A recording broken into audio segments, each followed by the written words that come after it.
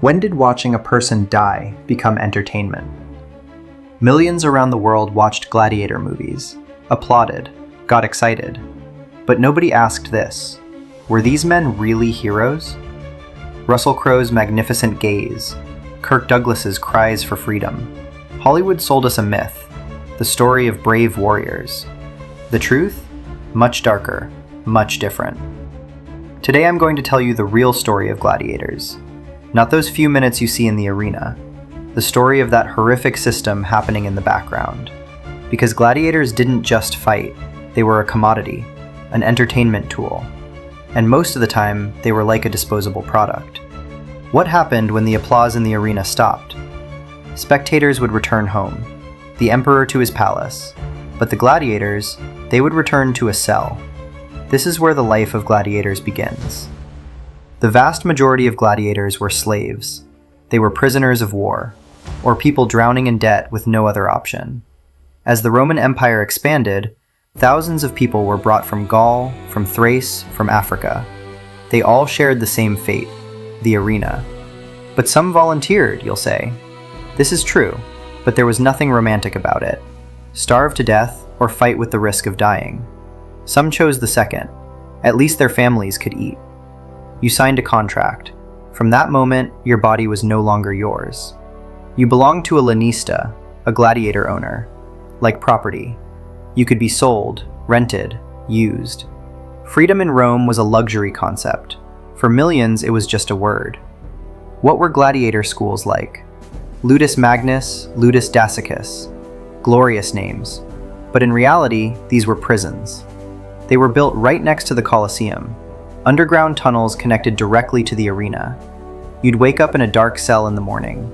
You'd return to the same place in the evening. Seeing the sun was a luxury. Inside, there was a strict hierarchy. Trainers called doctores were usually former gladiators. They had learned to survive. And now they would teach the gladiators. Not with mercy, but with discipline. Each gladiator was assigned to a category, based on body type, height, speed. The retiarius fought with a net and trident, lightly armored, fast. The murmillo with sword and large shield, heavily armored, like a tank. The thraex with small shield, short sword, agile, aggressive.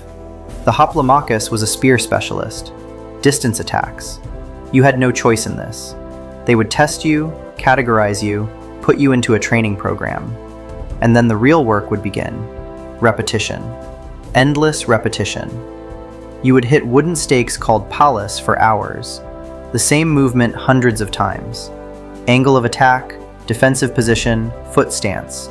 Everything had to be perfect. Because in the arena, you had no chance for mistakes. A mistake meant death. Diet was also controlled. High carbohydrates, low protein. Barley, beans, dried fruits. Meat was very rare. That's why gladiators were called barley eaters. Why such a diet? Actually, a clever calculation. A layer of fat protected the bones. When a cut opened, blood would spray, the audience would get excited, but internal organs weren't damaged. The show continued, but the investment wasn't lost. At night, you'd be chained in small cells. But still, human relationships developed. Friendships, rivalries, deals. Gambling happened. Stories were told. Bets were placed on tomorrow's fights. For months, sometimes years, this cycle would continue. Until the arena called. Now let's get to the real question. Did every fight end in death? Hollywood shows it that way. But the reality is different. Training a gladiator cost the equivalent of maybe $100,000 to $150,000 today. A serious investment. It wasn't easily wasted. If you killed a gladiator, you had to pay compensation to the owner. So every fight was actually a budget calculation. 2 gladiators would enter the arena. Sometimes they would say that famous phrase, "Morituri te salutant." Those who are about to die salute you. But this wasn't always. It was more in special shows performed before the emperor. The fight would begin. Not just a few minutes, sometimes it lasted 10, 15 minutes. Heavy armor, exhausting movements, sweating under the hot sun, a physical and mental marathon.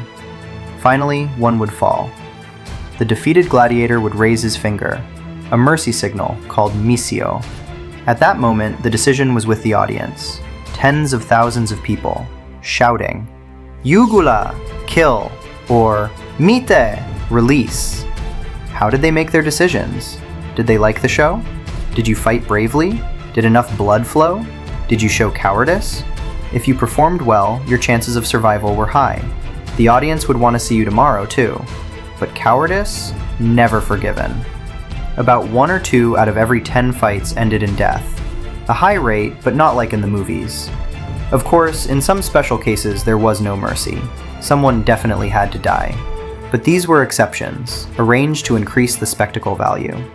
When the emperor was there, the final word was his. If there was a psychopath emperor like Commodus, your chances decreased. This man, who thought himself a god, enjoyed seeing blood. Audience psychology is interesting. In their daily lives, ordinary people, baker, merchant, craftsman, but in the arena, they had power. They could decide on a man's life. Like today's social media, not just likes, but life or death. So, were these gladiators only slaves, or did they have another side? Here's the strange part. Some gladiators reach superstar status. Graffiti found in Pompeii proves this. Salatus, Thrax, heart stealer of girls. Names were written on walls. Fans formed. Upper-class Roman women were obsessed with gladiators.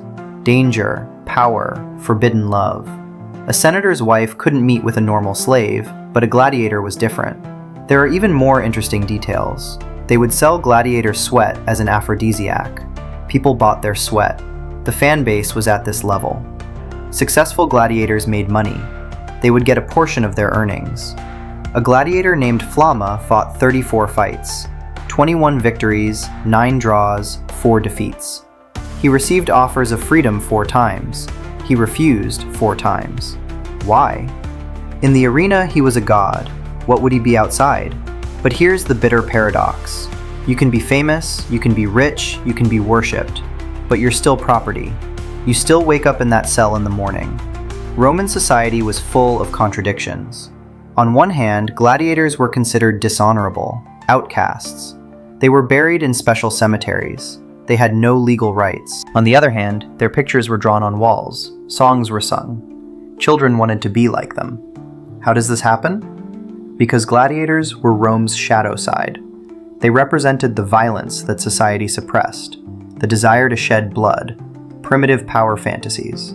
By watching them, by comforting their consciences, they satisfied their need for violence. The man applauded in the arena was nothing outside. And it had to be that way, because if they looked at him as human, they would have to acknowledge the brutality of what they were doing. Was freedom really possible? In theory, yes. In practice, very difficult. The rudis, wooden sword, symbol of freedom. It was given to those who survived a long time and won many fights. A gladiator who received this sword no longer had to fight. He could retire or work as an instructor. But the statistics are merciless. Less than 10% received the rudis. The rest became dust. The average gladiator lifespan was 27 years. Young men were dying. The skilled ones lasted a bit longer, but the result was the same. Freedom was the dream that kept them going. Every morning they woke up saying, maybe this time, maybe the next fight. Most left without seeing that dream. How did they endure psychologically? The wait before the fight. In the underground room, in darkness. Above, you hear the roar of the crowd. In a few minutes, the gate will open. The sun will blind your eyes, and someone will die. You, or the one facing you. Some took refuge in Stoic philosophy. Death is natural, don't fear it. Marcus Aurelius's words might have reached those cells, but words don't stop swords. Post-traumatic stress, I'm using modern terms. Back then they said, gone mad. Some gladiators wouldn't speak after fights. Their gaze was empty. Their souls had stayed in the arena. With each fight, you left a piece of yourself. Over time, you became a machine. Were there no rebels? Of course there were. Spartacus, 73 BC. 70 people escaped from the gladiator school in Capua. A Thracian slave was leading them. A small escape turned into a great war. 120,000 slaves joined. For 2 years, they shook Rome. Finally, they were crushed. 6,000 rebels were crucified along the Via Appia as a warning. Why didn't everyone rebel? Fear. The system was based on this. If you rebel, you're killed along with your family. Slowly, suffering. Some had hope. I can be free, they thought. Hope prevented rebellion. Some had adapted to the system. This is my fate, they said. Acceptance was a survival strategy. Gladiators were strong. They were brave. But they were part of a system. The entertainment industry consumed them. Human life was sacrificed for a few hours of audience pleasure. Today, there are no arenas. But there are other things. Violent content. Real fights. Watching people suffer. Human nature hasn't changed. Only the platform has changed. Next time you watch gladiator movies, remember this.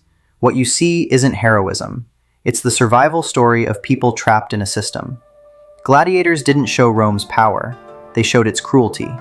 And this story doesn't belong only to Rome. Every era had an arena. Every society has an audience. Where is your arena today? And more importantly, are you the spectator or are you in the arena? Until the next video, goodbye.